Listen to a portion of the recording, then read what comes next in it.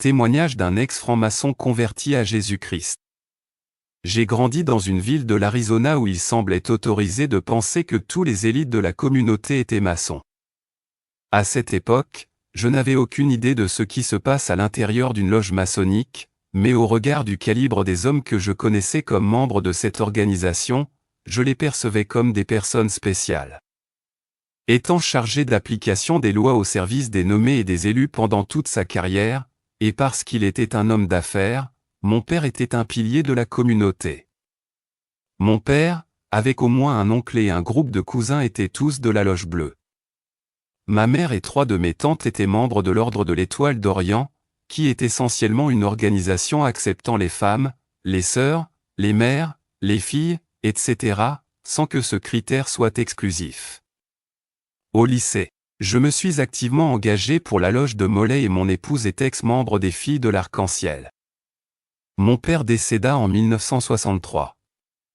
Il était plus qu'un père pour moi. En le perdant, je perdais mon meilleur ami. Avant la mort de ce meilleur ami, un de ses derniers vœux, adressé à ma mère était que ses 2 fils deviennent maçons. À cette époque, je ne savais encore rien de ce qui se passait à l'intérieur d'une loge, mais papa n'avait cessé de dire qu'être maçon l'avait rendu meilleur. Il n'était pas un va à l'église selon l'expression commune où nous n'étions pas une famille chrétienne.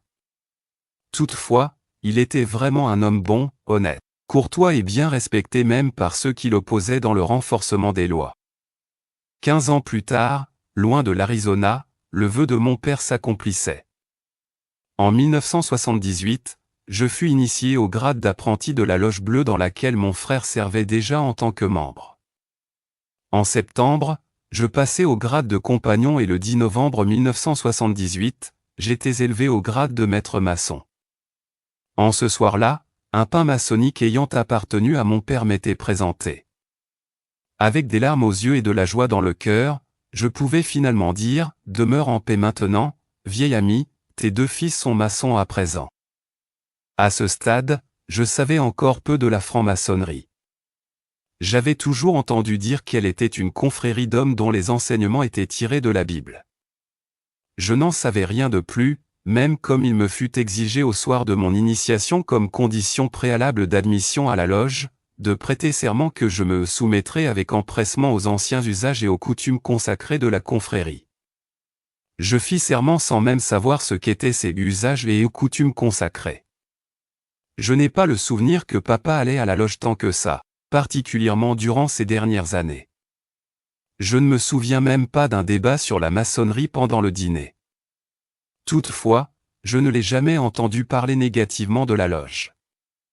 Je n'ai rien entendu de négatif des membres de la famille sur la loge à l'exception d'un oncle, et même là encore, ces remarques ne touchaient pas au fondement de la franc-maçonnerie. Comme je devais l'apprendre plus tard, il n'y avait pas d'issue pour la connaissance de la vérité, à moins d'être observateur extérieur comme ce fut le cas de l'oncle. Tant de membres d'eux restent ignorants. Ce qui aggravait ma vulnérabilité était ma confiance naïve dans les maçons que je connaissais avant mon adhésion. Tant que je n'étais pas sollicité pour la chasse aux critiques ou pour quelque chose de semblable, je ne me laissais pas préoccuper par les fondements de la loge. Pour passer d'un degré au suivant, il y a beaucoup de travaux à produire dans la Loge Bleue. Les habiletés doivent être mémorisées, il s'agit d'une série de questions précises qui te sont posées et pour lesquelles les réponses doivent être décomposées, proches du mot pour mot. Dans certaines loges, il est demandé que ces habiletés soient démontrées séance tenante, devant les membres en plénière. Nous passions ces épreuves lors des sessions de la loge uniquement. Je démontrai mes habiletés du 3e grade au cours de la soirée programme de décembre et cela fut l'occasion pour le vénérable maître élu de m'établir comme son jeune assistant pour l'année suivante, 1979. L'épreuve de ce soir n'incluait pas d'exercice oral, alors il m'était demandé de présenter les outils d'enseignement des 3 premiers grades ainsi que les devoirs correspondant à ces grades. En 1980, je travaillais comme chapelain. Le chapelain, ou aumônier, est un prêtre chargé d'une chapelle ou d'une paroisse personnelle.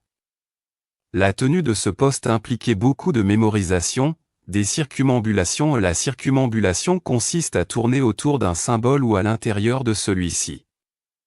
C'est un rite que l'on retrouve dans de nombreuses religions et croyances, des prières et de beaucoup d'autres choses. J'appris aussi les tâches du diacre senior à plusieurs niveaux, etc. Cet été-là, je m'attachais à la connaissance des cours du premier degré que j'allais donner en automne, après la pause d'été de la loge. Pendant ces 2 premières années, j'eus aussi à mémoriser les enseignements sur le tablier. En 1981, j'étais admis surveillant junior, devenant ainsi un des 3 responsables principaux de la loge. C'était ma première nomination. Si ma mémoire est fidèle, je commençais à soumettre les candidats cette année-là. Autrement dit, j'exerçais des contraintes dans chacun des degrés, jouais le rôle de vénérable maître pendant les rituels d'initiation ou d'avancement des candidats. Alors que mon année de surveillant senior s'achève, 1982, j'ai déjà tout appris des travaux du degré, ce qui me laissait assez de temps pour m'occuper des frères d'une des grandes loges du Nevada en 1983. Je le fis en tant que vénérable maître. À la fin de mon année à l'Est, le tablier d'un ancien maître me fut donné. Le titre accompagnant le dit tablier me fut attribué également. Je ne me souviens pas qu'il y ait eu de jour aussi merveilleux de ma vie, mis à part celui de mon mariage, et ceux de naissance de nos 2 enfants. Je me sentis à la fois humble et cependant très fier. Sans regard à l'aspect distinctif et à la taille de la loge bleue d'où ils étaient affiliés, les anciens maîtres représentent le groupe des hommes les plus dignes d'une loge et maintenant, j'étais l'un d'eux. Mais quelque chose d'autre se passa en janvier 1984 qui allait définitivement changer ma vie. Cette chose spéciale, je bénis Dieu, était Jésus-Christ. Dans les derniers jours de décembre 1983, juste après la fin de mon mandat au bureau, mon Seigneur et Sauveur commença à me révéler la vérité le concernant et la vérité sur la loge. Me montra par exemple que les enseignements de la franc-maçonnerie ne fortifiaient pas dans la foi chrétienne ni ne me rapprochaient de lui. Je suivais des hérésies d'une organisation qui invoquait quelque chose du nom de grand architecte de l'univers. Il m'apprit que Gaotu III, comme il l'appelle, n'est ni le Père, ni le Fils, ni le Saint-Esprit. Mais plutôt un Dieu forgé dont les musulmans, les bouddhistes et d'autres non-chrétiens s'accommodent à invoquer. Il me montra qu'au lieu de recevoir la vérité de sa sainte parole, j'étais plutôt bluffé des distorsions de la Bible. Ma décision de quitter la loge ne fut pas facile. Elle fut influencée par plusieurs événements. Pendant 2 bonnes semaines, mon monde avait été sens dessus dessous. Les pour et les contre me submergeaient des 2 côtés dans la bataille spirituelle dont j'étais le terrain et l'arbitre. Je peux me souvenir des événements qui me troublèrent vraiment. Je décidai de rationaliser et jusqu'à ce jour, certains malaises restent non résolus tels que, au début de l'année où j'étais surveillant junior, un ancien maître de la loge, qui était parallèlement en charge de la Grande Loge, pouvait se mettre de côté durant les séances de loge et bavarder avec 1 ou 2 de ses amis. Malheureusement, le nom du Seigneur était souvent prononcé en vain dans leurs conversations. Une nuit, j'entendis ces mots plusieurs fois en un laps de temps. Au moment du rafraîchissement, je le confrontai sous le hall. En quelques mots, je lui dis, « Si j'entends encore ces mots sortir de votre bouche pendant la loge, j'écrirai là-dessus et vous serez mis à la porte de la maçonnerie. » En toute sincérité, je ne savais même pas si telle démarche était possible, mais c'est ce qui sortit de ma bouche. On pouvait entendre une épingle tomber.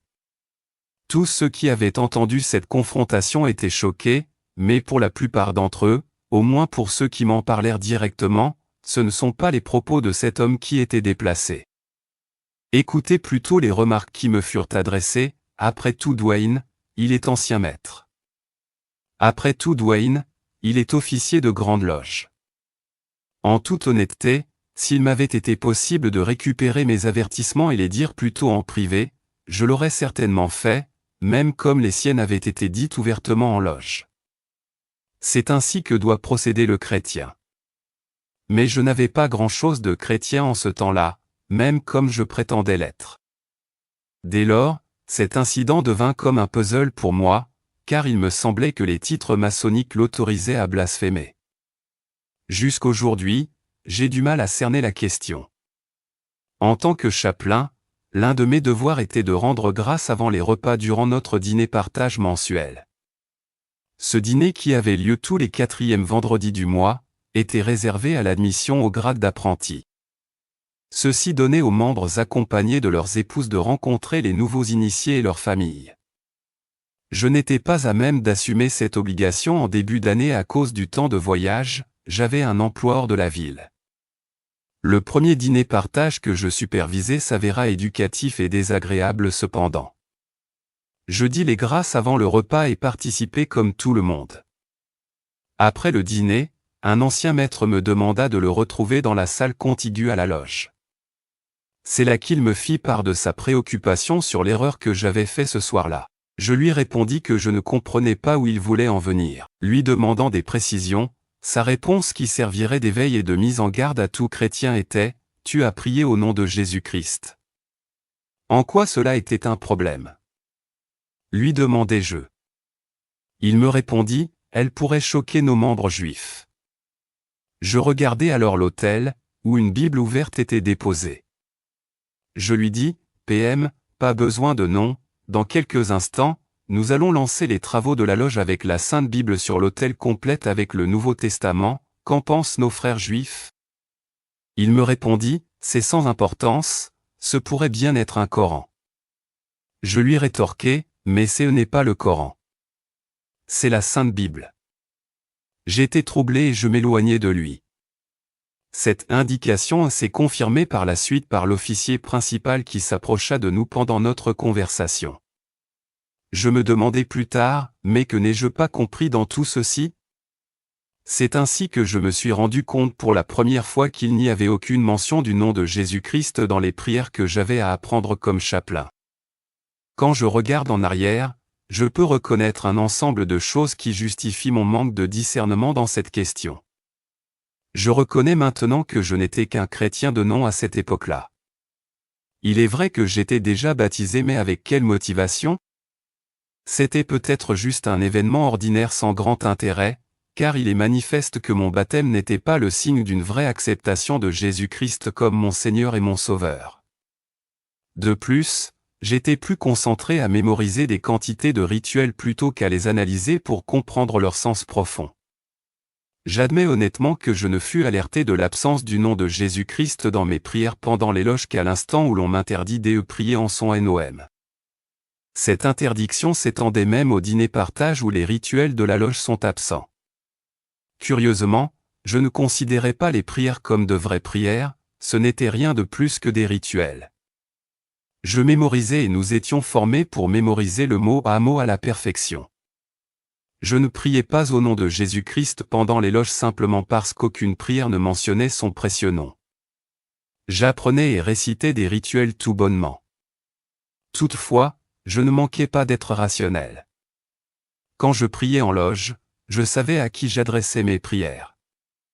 Au sujet du Coran, peu m'importe ce qui se passait dans les autres loges. Dans ma loge, la Sainte Bible est sur l'autel. Au dîner partage du mois suivant, je priais de manière à n'offenser personne. Après le repas, j'appelai le PM de côté et lui demandai si la prière avait été bien faite. Il répondit que tout avait été parfait. Je lui demandai si à son avis quelques-uns de nos amis juifs auraient pu être offensés de quelque manière que ce soit par la prière.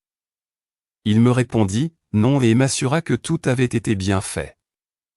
Alors, d'un air hébété, je lui posai une question relative à la viande rôtie que la loge avait servie comme plat principal. Je demandai « PM, ce soir, pendant la leçon, il sera enseigné à nos nouveaux maçons au dé qu'ils seront postés du côté nord-est de la loge où que toutes les loges sont dédiées au Saint Jean de Jérusalem et Saint Jean-Baptiste. » Or touchant à la question de Jésus-Christ, nous savons clairement la position des deux Jean, n'est-ce pas?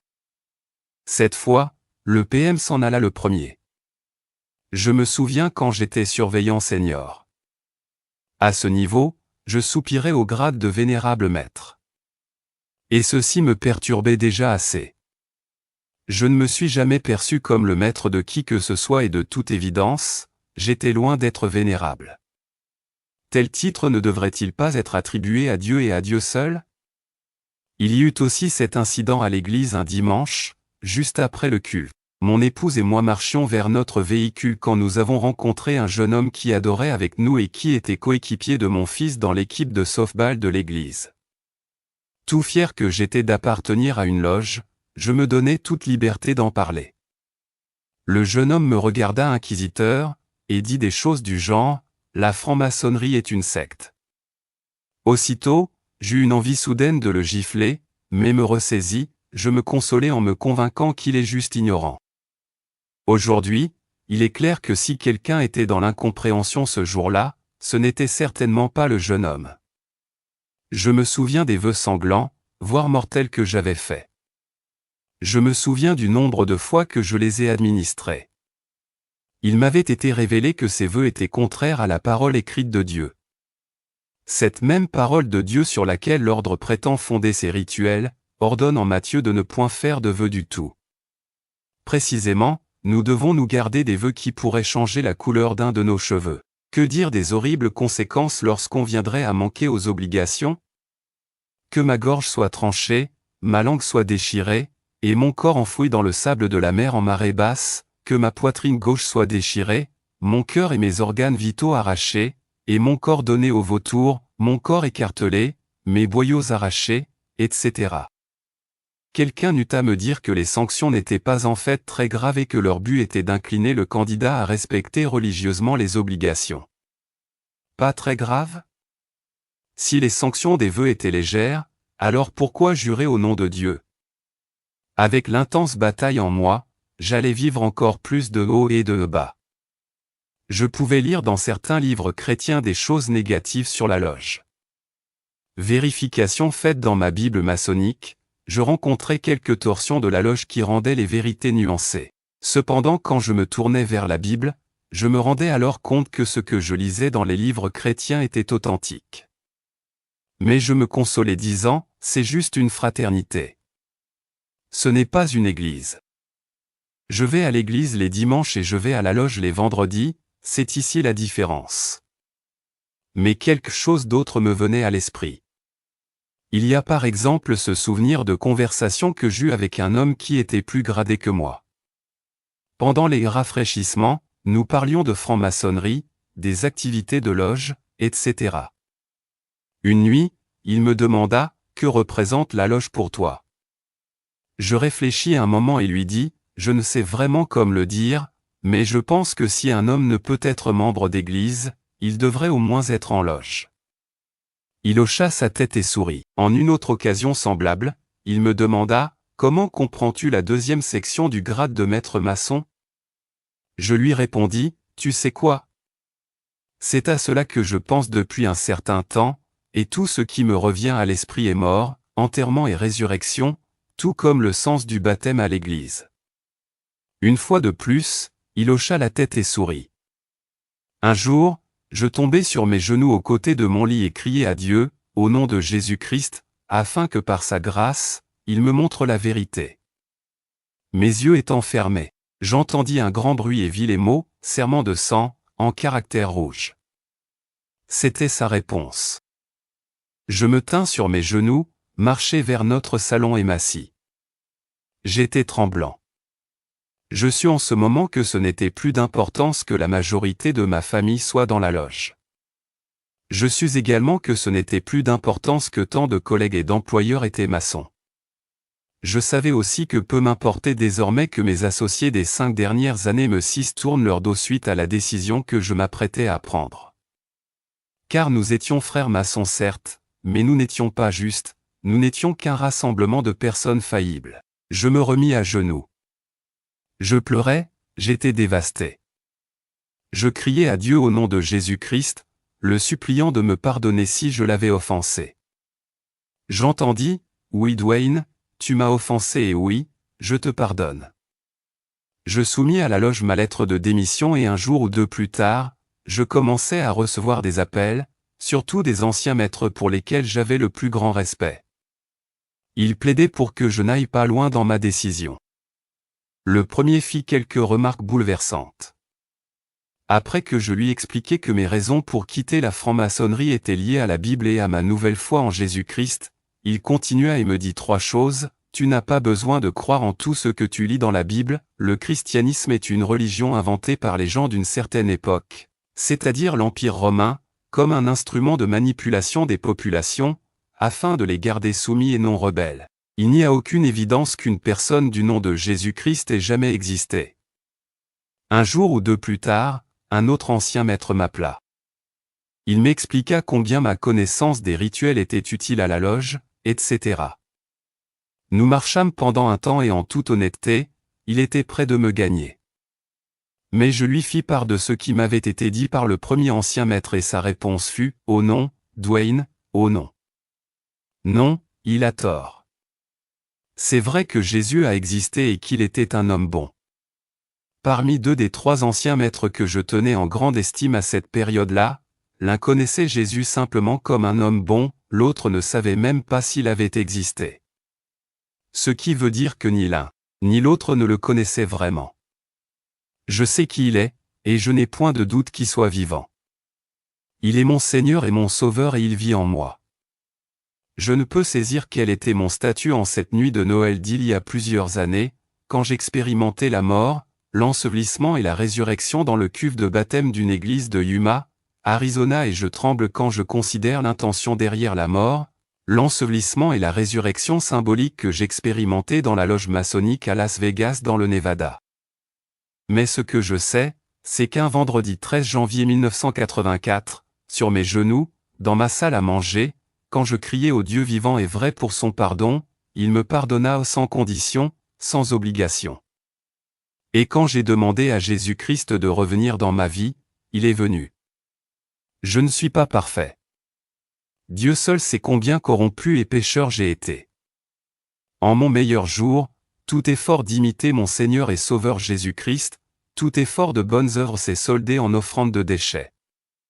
Mais au pire de mes jours, par sa grâce et son amour, je suis pardonné. À l'extérieur de la loge, les membres l'appellent un homme bon, un grand réformateur, un enseignant hors pair, etc., mais ils ne le reconnaissent jamais comme Dieu puissant, Seigneur Dieu Tout-Puissant, Seigneur Jésus-Christ, Seigneur de tout, ou Roi des rois à l'intérieur de la loge et c'est pourquoi je n'y vais plus. Les prières ne constituent pas le seul problème, même pas le plus préoccupant. Car pour le croyant en Jésus-Christ, oublier et de s'être mentionné le précieux nom de Jésus peut passer, mais omettre volontairement son nom est rejet ostensible. Je regrette, Dieu mon Père, d'avoir volontairement omis ton nom dans les prières. Mes prières au précieux Jésus, que ce soit en privé ou devant une assemblée réunie en ton nom, ne seront plus jamais faites pour contenter les païens, mais seront selon le Saint-Esprit. Je prierai certainement pour les âmes de ceux qui te méprisent, mais je reconnaîtrai ton autorité suprême en toutes choses. Je supplie à nouveau de me pardonner et te fais la promesse que je n'y retournerai plus. Au nom de Jésus-Christ et pour sa gloire, au nom du Seigneur Dieu Jéhovah, au nom précieux de Adonai, au nom du Père, du Fils et du Saint-Esprit, je prie, soyez bénis, Amen.